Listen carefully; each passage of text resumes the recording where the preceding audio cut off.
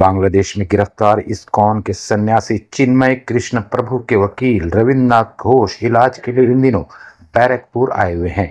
उनके बांग्लादेश लौटने की तारीख करीब आती जा रही है। इस दिन कोलकाता इस्कॉन के वाइस प्रेसिडेंट राधा रमन दास उन्हें कोलकाता के इस्कॉन मंदिर ले जाने के लिए बैरकपुर आए थे। इस मौके पर रविन्द्रनाथ घोष ने कहा कि वो 2 तारीख को चिन्मय कृष्णा के लिए कानूनी लड़ाई लड़ने के लिए बांग्लादेश वापस जाएंगे। उन्होंने दावा किया कि उन्होंने फैसला कर लिया है कि वो चिन्मय कृष्ण प्रभु को जेल से आजाद कराकर ही रहेंगे। रविन्द्रनाथ घोष ने कहा कि वो अपनी जान की परवाह के बिना बांग्लादेश लौटेंगे। इस दिन वो इस्कॉन मंदिर में भगवान के दर्शन करने और प्रसाद ग्रहण करने के मकसद से बैरकपुर से कोलकाता के लिए रवाना हो गए।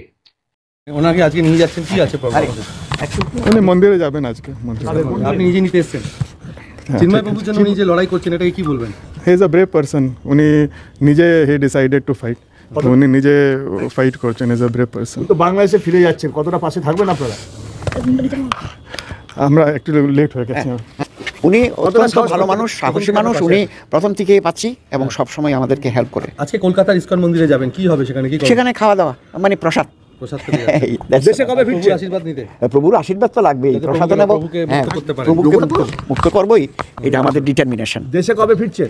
দেশে তবে 2 তারিখে ওখানে কোর্টে কেস আছে, মামলা আছে, তো 2 তারিখে মামলা থাকলে আমরা এর আগে যাব।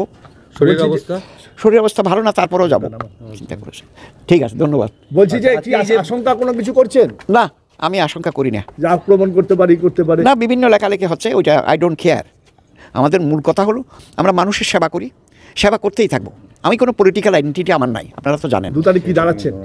দেখি, আরও লয়ার আছে, অন্য লয়ারেরাও থাকবে। আমি কথাও উঠছে সে দেশে, হ্যাঁ, আপনার নাম করে বিভিন্ন কথাও উঠছে হয়েছে, তাতে কি আছে? আমার নিন্দুকরা নিন্দা করবে, আমার করার কিছু নাই। বলছি যে কোনো ভয় পাচ্ছেন? ভারতকে পাশে চান? ভারতকে পাই, আমেরিকাকে পাই, যেই হোক না কেন। কানাডা আমি ছিলাম, আমেরিকা ছিলাম, I was in America also. আমি কানাডাতেও ছিলাম।